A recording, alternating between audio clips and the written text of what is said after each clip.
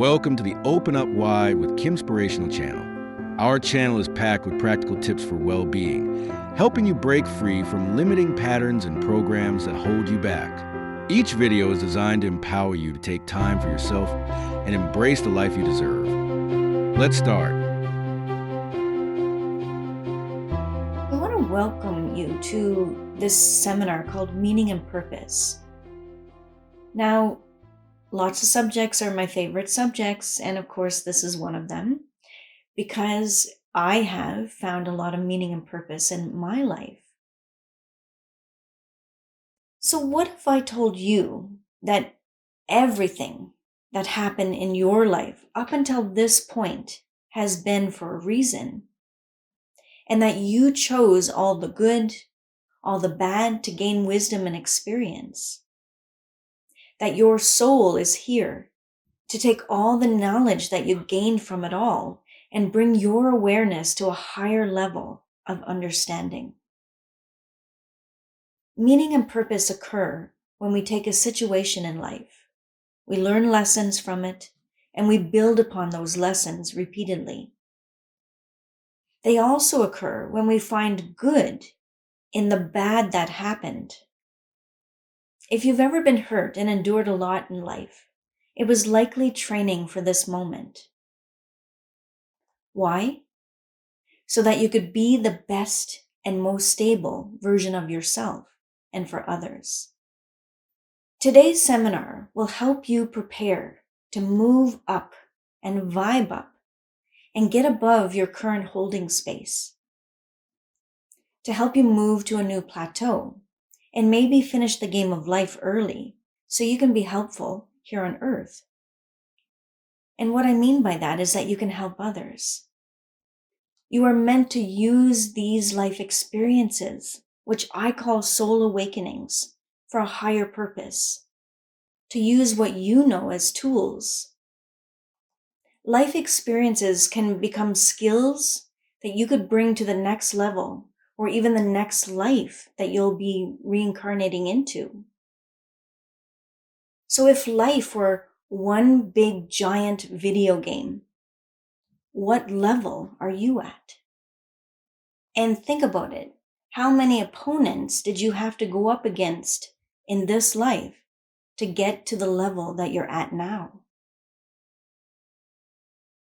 Leveling up can also mean zeroing in on our personal evolution within this life. We take all the items or objects within the game world, being the player character that we are, and we use these pickups to help us get to the next level. And sometimes we have no idea what to expect, but somehow we gain experience as we go.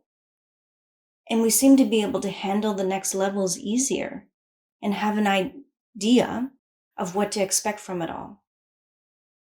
We handle it with more ease and more grace.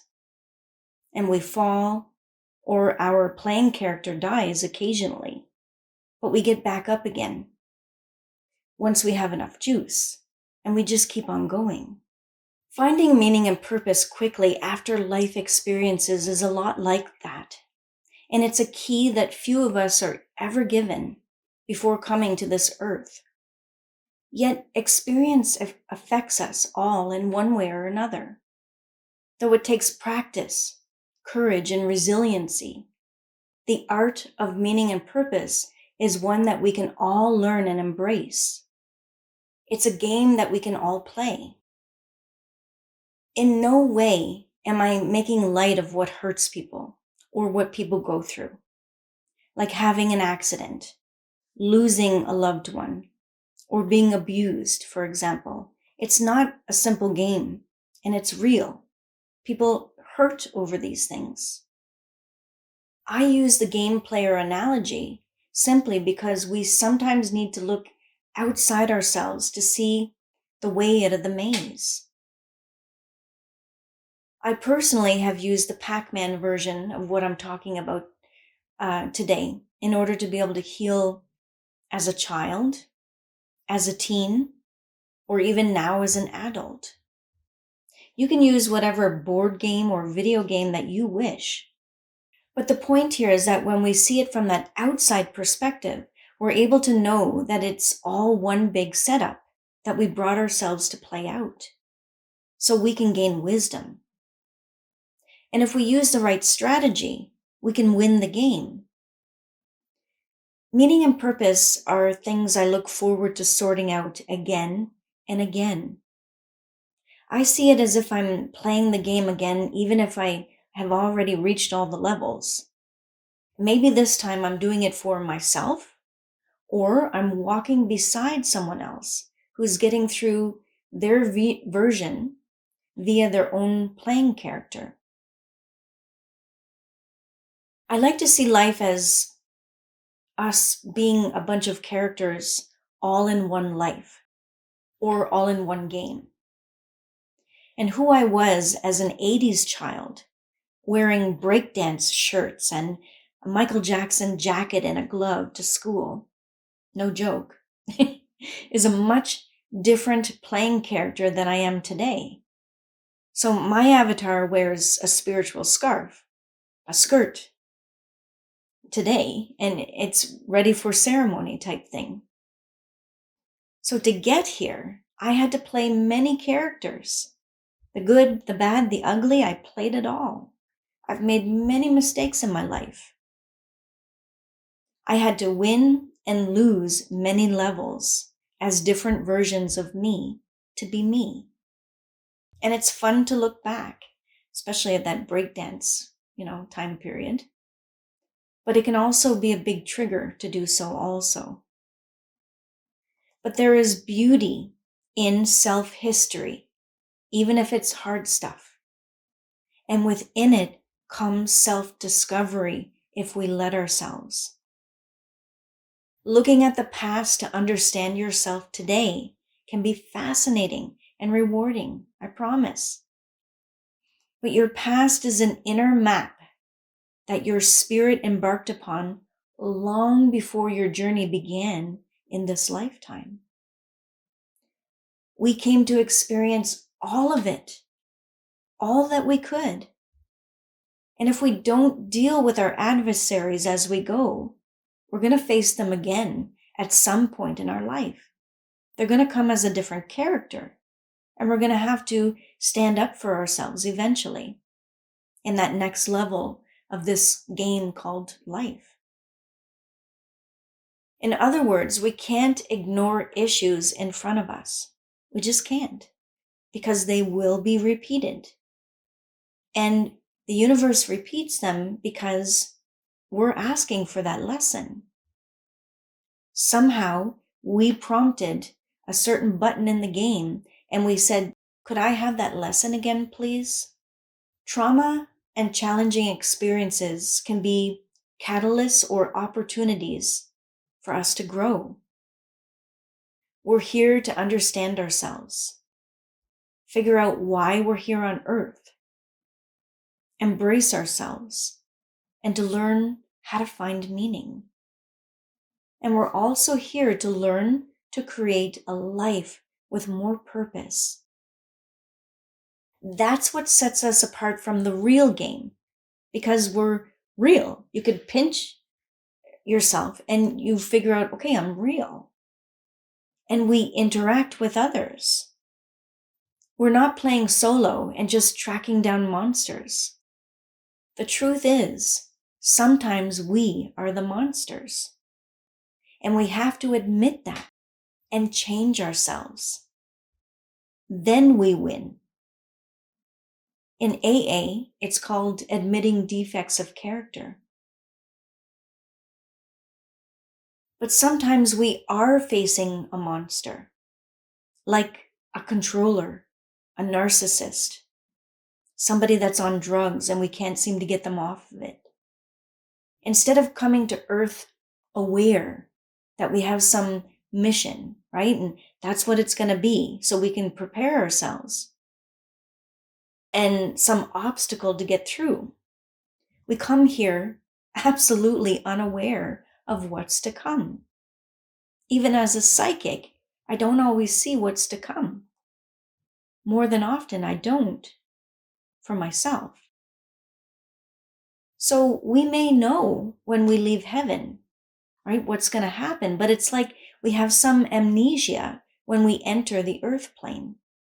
And it could be much easier if we still had the package that we came from and the instructions to go along with it. But it's not like that. We're here blind and we don't even know what we came for. So there's no game name saying, this life, I'm here to learn, forgiveness or patience or, boundaries or whatever. But the whole point is that we came here to learn and grow from our experience. And eventually we do figure out the reason why we came. As humans, we often seek out what's fun, right? Things that are going to numb us. And we ignore the fact that we have to grow up or we have to get past a certain situation. We wait until some challenging experience happens when we search for meaning and purpose. And that poses a big problem because we get stuck. And more importantly, we get stuck in who we once were. Because being that old person maybe was fun or innocent or blissful. And it's normal for us to want to go back to being that playing character. And those more manageable levels were just there to actually help us warm up. Feeling stuck, not knowing what to do, sitting on the fence. This is an essential part of the journey. The angels once told me, wow, great, you're on the fence. That's great because you're not stuck on either side of that fence. So being stuck makes us exercise our God-given right to use free will, to choose this side or that side. And maybe we'll choose the wrong side again, who knows? Because we can't see ahead unless we're in the now. But sitting there allows us to learn how to shift towards looking at our challenge as an opportunity to grow. Many people question why we should change things in life, but we can't avoid it as we age. We just can't. We all change. We get wrinkles. We look different. Things just change. So changes are inevitable. And it's the only thing actually that we can look forward to or to predict.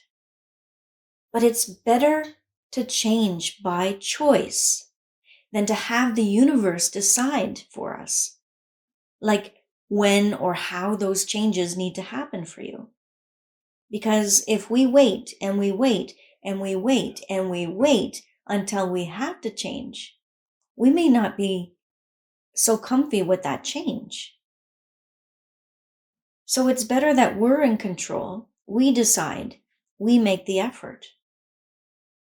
And eventually, hopefully, we'll have enough love and support from others, like our soul family, to begin to see that we do have a choice. And most importantly, what those choices are. We can use our free will to get past our past. We may feel like we have lack of support, but it's always there if we look hard enough.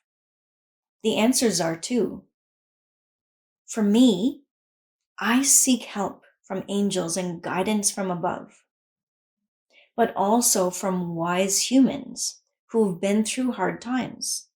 That's important. They've seen both sides of the coin. Like people who got out of victimhood by choice, and they can see what we can't. And that keeps me honest, helps me use my free will to choose not to be a victim in my life circumstances. And I used to be one, a victim, until I realized that I could choose to be nobody's victim. And I started saying, I am nobody's victim. I am free.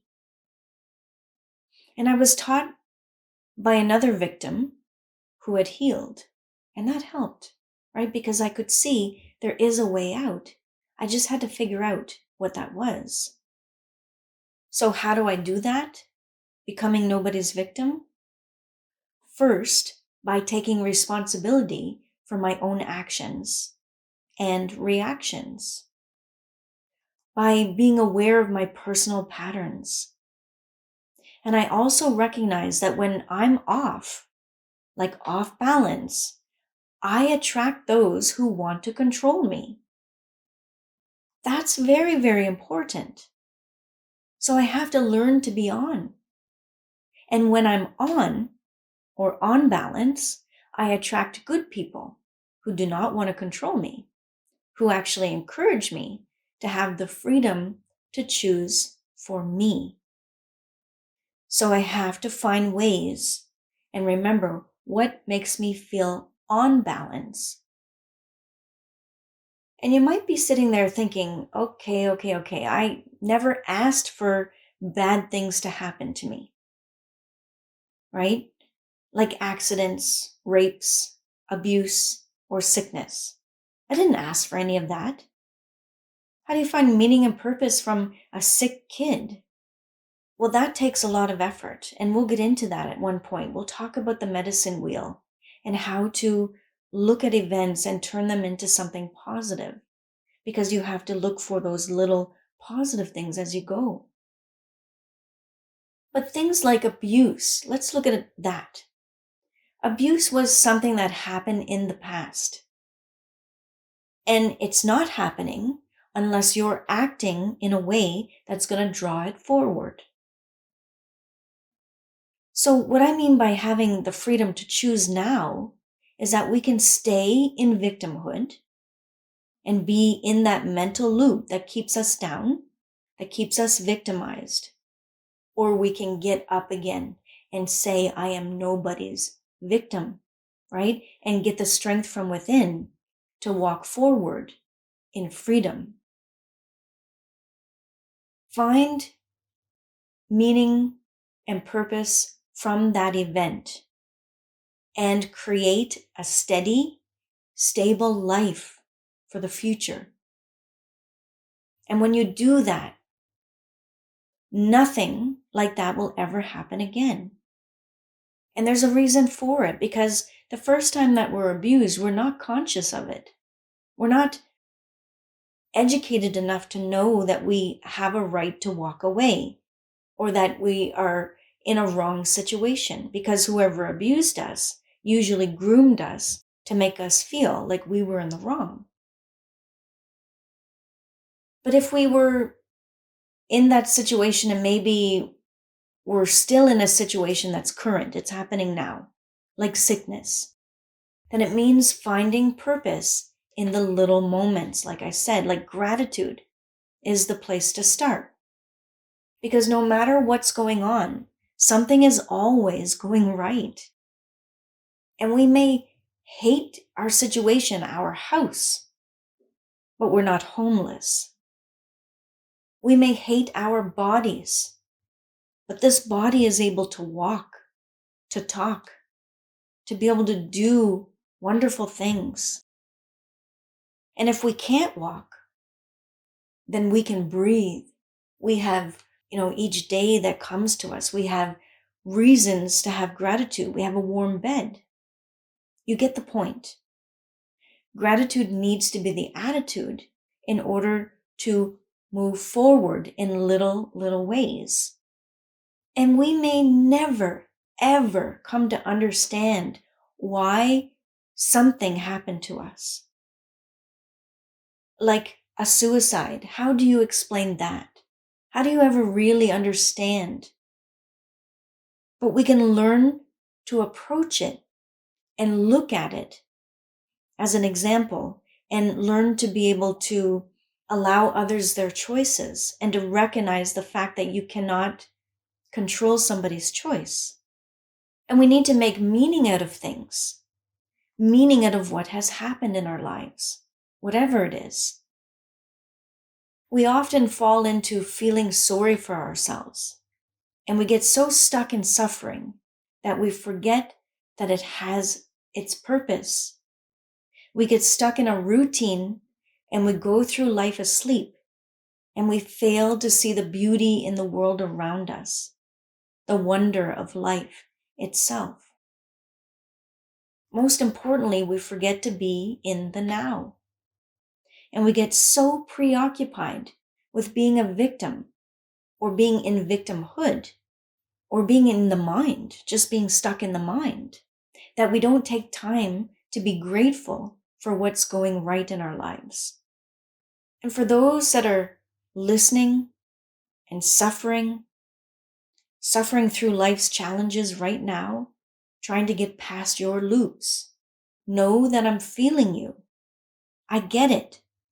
When you go through trauma, afterwards, we often do things to make us numb, right? Because being numb means that we don't have to deal with it.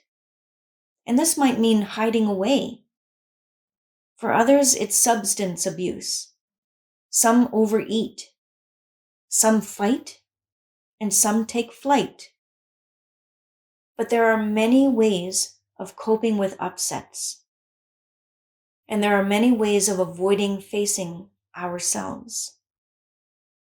And at first, it's us numbing ourselves because it's a coping mechanism. We need to do it in order to get past it. It's no different than when we're in an accident and people will say, I didn't feel anything, right? Or they got a cut and they didn't feel anything. The body and the mind have a natural ability to shut off as a natural coping mechanism. So when we've been through trauma or abuse or whatever, we naturally do that. But if we're honest with ourselves, really, really honest, we will admit that it becomes a habit or an excuse over time to shut ourselves off. So it stops being a coping mechanism and it starts being a dependent mechanism or codependent mechanism, whatever you want to call it. We start relying on it. And once we can admit that, then we can stop doing that. Whatever action you choose, we numb ourselves for a reason. It's all about avoiding facing reality. And we're unable to know if we can handle it without the numbing. And maybe we fear feeling like we don't want to feel. We actually don't want to feel anything. Because if we do, then we must face a truth. The truth that we originally started numbing ourselves about. For example, a choice you made that hurt other people. It wasn't your intention to hurt that person, but your actions caused them a series of events that they must now heal. Or maybe you backed up the wrong person and you ended up hurt, like marrying an abuser or a user, and you took up for them. The point of not feeling is to avoid facing the truth that we were wrong in our choice, like trusting that person that we should not have, or that we texted and drove and caused an accident. These are just examples, but hard realities that people face. I do readings often, and these are some of the things that people come to me about that they're trying to heal. An abused person, for example, often goes back to another abusive situation, and they don't know how to get out of that loop. But they're doing it because they know what to expect. The unknown actually scares them more than the known. And being in a normal relationship feels foreign to them. At least in an abusive situation, you know where you can control it and where you can't. Thank you for joining us in this glimpse into Heal Your Life. Find meaning and purpose. Embrace the power of gratitude. Acknowledging the small joys can shift your perspective and illuminate your path. Join the Open Up Wide platform and watch this recorded seminar. For only $9.90 a month, you gain access to over 400 seminars, courses, meditations, and podcasts that nourish your mind, body, and soul. But that's just the beginning. There is more. You'll also receive 9 unique Oracle apps, perfect for insightful readings for yourself, friends, or family. Plus, dive into a treasure trove of over 3,000 spiritual and dream meanings. Unlocking the messages the universe is sending you through signs and symbols. Start this journey of self-discovery and healing with Kimspirational at openupwide.com. You'll learn to embrace your inner strength, breaking free from self-doubt and fear. Every moment spent on this platform is a step toward unleashing your true power. If you're ready to transform your life, Open Up Wide is the key. Dive in, embrace your journey, and watch as your dreams unfold before you. Sign up today with 7-day free trial.